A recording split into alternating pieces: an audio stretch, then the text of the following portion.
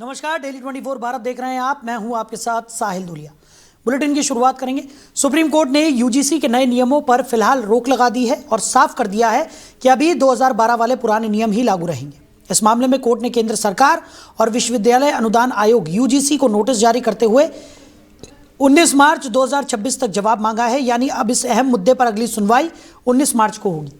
मुख्य न्यायाधीश जस्टिस सूर्यकांत की अध्यक्षता वाली पीठ ने सुनवाई के दौरान नए नियमों पर गंभीर सवाल उठाए। सीजेआई सूर्यकांत ने कहा कि क्या हम जाति विहीन समाज की ओर बढ़ रहे हैं या पीछे जा रहे हैं। उन्होंने चिंता जताई कि इन नियमों के चलते कॉलेजेस में अलग अलग हॉस्टल बनाने जैसी स्थिति पैदा हो सकती है, जबकि अब तक छात्र साथ रहते आए हैं। उन्होंने स्पष्ट कहा कि समाज को बांटने वाली कोई भी व्यवस्था ठीक नहीं है। सुनवाई के दौरान जस्टिस बागची ने भी टिप्पणी करते हुए कहा कि देश और समाज में एकता बनाए रखना सबसे जरूरी है। कोर्ट ने यह भी संकेत दिया कि सरकार से विस्तृत जवाब लिया जाएगा और जरूरत पड़ी तो इस पूरे मामले की समीक्षा के लिए एक विशेषज्ञ समिति भी बनाई जा सकती है।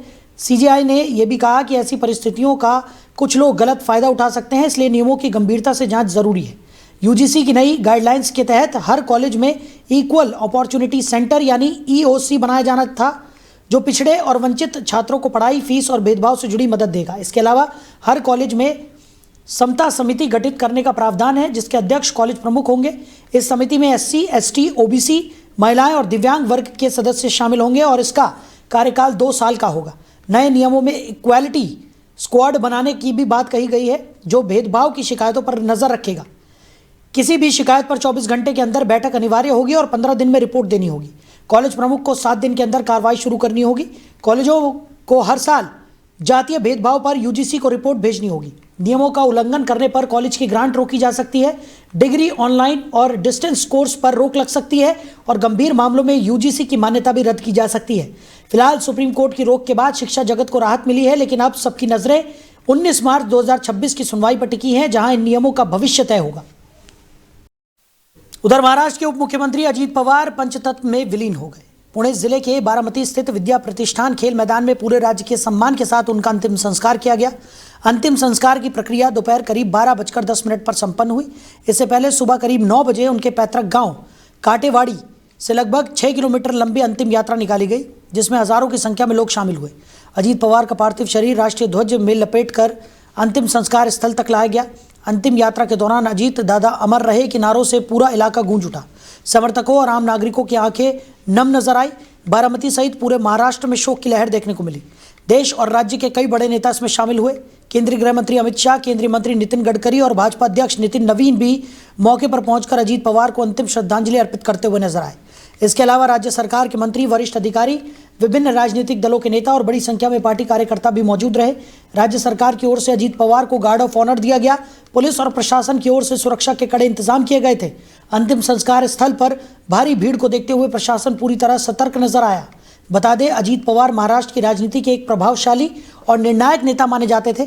उनके निधन से न सिर्फ पवार परिवार बल्कि राज्य की राजनीति में भी एक बड़ा शून्य पैदा हो गया है। समर्थक उन्हें एक जमीनी नेता, सख्त प्रशासक और तेज फैसले लेने वाले राजनेता के रूप में याद कर रहे हैं। वहीं बजट 2026 से पहले सबसे बड़ा अपडेट सामने आ गया है। वित्त मंत्री निर्मला सीतारमण ने 29 जनवरी को लोकसभा में आर्थिक सर्वेक्षण 2025 और 2026 पेश कर दिया। यह दस्तावेज सरकार का आधिकारिक रिपोर्ट कार्ड माना जाता है, जिसमें बताया जाता है कि बीते 1 साल में देश की अर्थव्यवस्था ने कैसा प्रदर्शन किया और आगे की दिशा क्या होगी। इस सर्वे को मुख्य आर्थिक सलाहकार वी अनंत नागेश्वर की देखरेख में तैयार किया गया है। सरकार का अनुमान है कि अगले वित्त वर्ष में भारत की जीडीपी ग्रोथ 6.8% से 7.2% के बीच रह सकती है। वहीं इस वित्त वर्ष देश की अर्थव्यवस्था 7.4% की रफ्तार से आगे बढ़ने की उम्मीद जताई गई है। वैश्विक स्तर पर जारी राजनीतिक तनाव और व्यापारिक अनिश्चितताओं के बावजूद ये आंकड़े भारत की मजबूत आर्थिक नींव को दर्शाते हैं। आर्थिक सर्वे में कहा गया है कि दुनिया में बढ़ते टैरिफ, युद्ध और भू राजनीतिक तनाव के बीच भी भारत की स्थिति स्थिर और भरोसेमंद बनी हुई है। यही वजह है कि 1 फरवरी को पेश होने वाले बजट 2026 के लिए यह सर्वे दिशा तय करेगा। मुख्य आर्थिक सलाहकार ने बताया कि भारत अब दुनिया की 4थी सबसे बड़ी अर्थव्यवस्था बन चुका है। रिपोर्ट में महंगाई को नियंत्रण में रखने, निवेश बढ़ाने और रोजगार के अवसर सृजित करने पर खास जोर दिया गया है, ताकि आम आदमी की जेब पर बोझ कम हो। आर्थिक सर्वे में यूरोप के साथ प्रस्तावित फ्री ट्रेड एग्रीमेंट को भी बेहद अहम बताया गया है। इससे भारत के मैन्युफैक्चरिंग सेक्टर और निर्यात को मजबूती मिलेगी। इसके अलावा भारत अमेरिका ट्रेड डील के इस साल पूरा होने की उम्मीद जताई गई है, जिससे वैश्विक बाजार में भारत की पकड़ और मजबूत होगी। वहीं कांग्रेस हाईकमान के साथ कथित मतभेदों की चर्चाओं के बीच वरिष्ठ कांग्रेस नेता और सांसद शशि थरूर ने गुरुवार को पार्टी अध्यक्ष मल्लिकार्जुन खड़गे और लोकसभा में नेता प्रतिपक्ष राहुल गांधी से मुलाकात की। यह अहम बैठक संसद भवन स्थित खड़गे के कार्यालय में हुई। इस मुलाकात को पार्टी के अंदर चल रही अंदरूनी अटकलों के लिहाज से काफी महत्वपूर्ण माना जा रहा है। दरअसल शशि थरूर हाल ही में केरल विधानसभा चुनाव की रणनीति को लेकर बुलाई गई एआईसीसी की अहम बैठक में शामिल नहीं हुए थे, जिसके बाद पार्टी में मतभेद की चर्चाएं तेज हो गई थी। हालांकि थरूर ने स्पष्ट किया था कि उन्होंने पहले ही पार्टी नेतृत्व को सूचित कर दिया था कि वो उस दिन केरल लिटरेचर फेस्टिवल में व्यस्त रहेंगे। मुलाकात के बाद शशि थरूर ने सोशल मीडिया प्लेटफॉर्म एक्स पर राहुल गांधी और मल्लिकार्जुन खड़गे के साथ तस्वीर साझा करते हुए लिखा कि आज कई मुद्दों पर गर्मजोशी भरी और सार्थक चर्चा हुई। उन्होंने कहा कि कांग्रेस नेतृत्व और वो सभी देश की जनता की सेवा के लिए एक ही दिशा में आगे बढ़ रहे हैं। केरल के मुख्यमंत्री पद को लेकर पूछे गए सवाल पर थरूर ने साफ इनकार करते हुए कहा कि इस विषय पर कोई चर्चा नहीं हुई है। उन्होंने कहा कि उन्हें किसी पद के लिए उम्मीदवार बनने में कोई दिलचस्पी नहीं है और वो अपने संसदीय क्षेत्र तिरुवनंतपुरम के मतदाताओं की जिम्मेदारी निभाने पर केंद्रित है। गौरतलब है कि थरूर और पार्टी नेतृत्व के बीच तनाव की अटकलें उस समय और बढ़ गई थी जब 19 जनवरी को कोची में हुई कांग्रेस की महापंचायत के दौरान राहुल गांधी ने मंच से कई नेताओं का नाम लिया, लेकिन कथित तौर पर शशि थरूर का उल्लेख नहीं किया। इसे लेकर राजनीतिक गलियारों में काफी चर्चाएं हुई थी। हुई राहुल गांधी और मल्लिकार्जुन खड़गे साहब के साथ क्या डिस्कशन हुआ? What all discussed, sir? Look, I'm just going to be very brief about this. We had a discussion with my two party leaders, the NOP and the Congress president, and we had a very good, constructive, positive discussion. All is good, and we are moving together on the same page. What more can I say? But इस तरह की खबरें थी कि आप upset हैं, आप नाराज चल रहे हैं, आपकी नाराजगी दूर हो गई? I can't, honestly, there's nothing. Sir, will you be campaigning there? I can't even hear. Sir, will you campaign there? Yes, sir, are you happy with the meeting, I've sir? always campaigned for the. So was there Where have I any? not campaigned? So I was there campaigned. any discussion on chief ministerial candidate of the party or campaign committee That chief? was never the issue. I'm frankly not interested in being a candidate for anything at the moment. I'm already an MP. I have the trust of my voters from Thiruvananthapuram. I have to look after. वहीं महाराष्ट्र के उप मुख्यमंत्री अजीत पवार के विमान हादसे में निधन के बाद राज्य की राजनीति से एक बड़ी खबर सामने आ रही है। अब अटकलें तेज हो गई है कि उनकी पत्नी सुनेत्रा पवार को महाराष्ट्र का नया उप मुख्यमंत्री बनाया जा सकता है। एनसीपी की ओर से जल्द ही सुनेत्रा पवार के नाम का औपचारिक प्रस्ताव रखा जा सकता है। इस कड़ी में एनसीपी के वरिष्ठ नेताओं प्रफुल्ल पटेल, छगन भुजबल और धनंजय मुंडे ने सुनेत्रा पवार से मुलाकात की। ये मुलाकात राजनीतिक दृष्टि से बेहद अहम मानी जा रही है। बताया जा रहा है कि नेताओं ने सुनेत्रा पवार को पार्टी के भविष्य की राजनीति और नेतृत्व को लेकर चर्चा की। हालांकि इस बैठक को लेकर पार्टी की ओर से कोई आधिकारिक बयान सामने नहीं आया है। अजीत पवार के अचानक निधन के बाद एनसीपी के सामने नेतृत्व का बड़ा सवाल खड़ा हो गया है।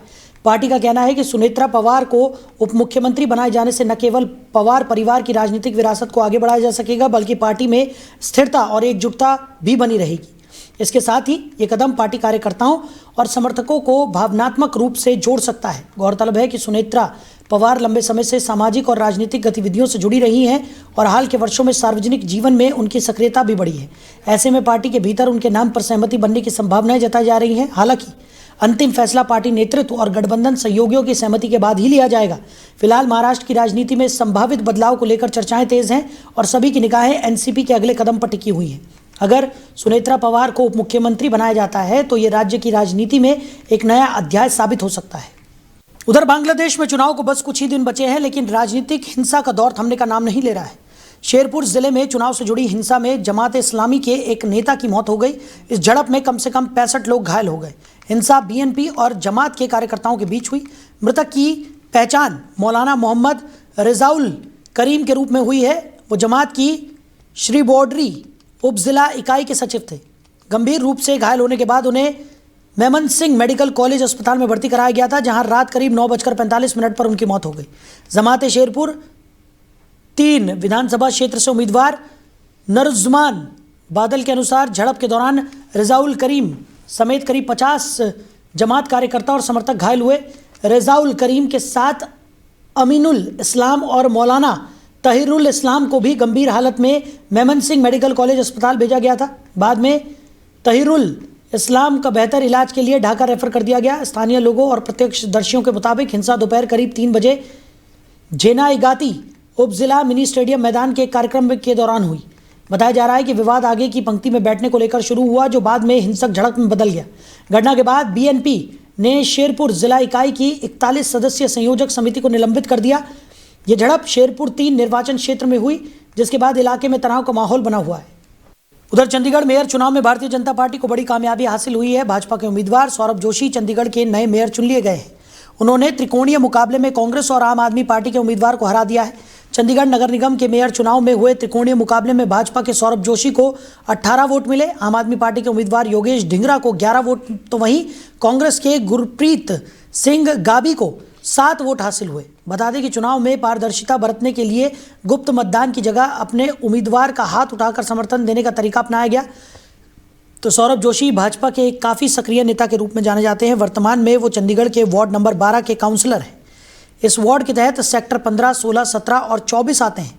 सौरभ जोशी लगातार सदन की बैठकों में नागरिक मुद्दों पर सक्रिय उपस्थिति दर्ज कराते रहे हैं और उन्हें मुखर रूप के लिए जाना जाता है। वो काफ़ी समय से चंडीगढ़ के स्थानीय मुद्दों पर काम कर रहे हैं और भाजपा के भीतर उनकी पहचान एक मेहनती पार्षद के रूप में होती है। बता दें कि सौरभ जोशी ने अपने एक्स हैंडल पर बताया कि वो वकील भी हैं। मेयर चुनाव में जीत हासिल करने पर चंडीगढ़ भाजपा ने सौरभ जोशी को बधाई देते हुए लिखा, चंडीगढ़ को एक सशक्त, विकासशील और दूरदर्शी नेतृत्व प्राप्त हुआ है। भारतीय जनता पार्टी के महापौर के रूप में सौरभ जोशी जी के चयन से शहर के विकास को नई दिशा और गति मिलेगी। उनके नेतृत्व में चंडीगढ़ प्रगति, पारदर्शिता और जन कल्याण के नए आयाम स्थापित होंगे। सौरभ जोशी को हार्दिक बधाई एवं शुभकामनाएं। चंडीगढ़ नगर निगम में 35 सदस्य हैं। सदन में भाजपा के 18 पार्षद, आम आदमी पार्टी के 11 और कांग्रेस के 6 पार्षद हैं। इसके अलावा चंडीगढ़ के सांसद को भी मतदान का अधिकार प्राप्त होता है। उधर रामनगरी अयोध्या में डिप्टी सीएम केशव प्रसाद मौर्य का दौरा हुआ, जिसमें उन्होंने अपनी भावनाएं व्यक्त की। उन्होंने कहा कि उन्हें अयोध्या आने का अवसर मिला और वो भगवान राम को नमन करते हैं। इस दौरान उन्होंने पार्टी के पदाधिकारी और कार्यकर्ताओं से भी मुलाकात की। केशव प्रसाद मौर्य ने कहा कि 14 तारीख से लेकर अब तक 27 तारीख तक पूरी तरह से कमल का प्रभुत्व उत्तर प्रदेश में रहेगा और इस दौरान सपा का प्रभाव समाप्त हो जाएगा। यूजीसी के नए कानून और विवाद पर उन्होंने कहा कि सुप्रीम कोर्ट देश की सबसे बड़ी अदालत है और उसने जो भी फैसला किया है वो उनका स्वागत योग्य है। उनके इस बयान से स्पष्ट होता है कि वो न्यायपालिका के निर्णय का सम्मान करते हैं और पार्टी के लिए आगामी राजनीतिक परिदृश्य में अपने दृष्टिकोण को साझा कर रहे हैं। और मेरा सौभाग्य कि आज मैं अयोध्या धाम आ पाया हूँ और यहाँ अपने संगठन के तमाम वरिष्ठ लोगों को प्रणाम करने का अवसर मिला है। और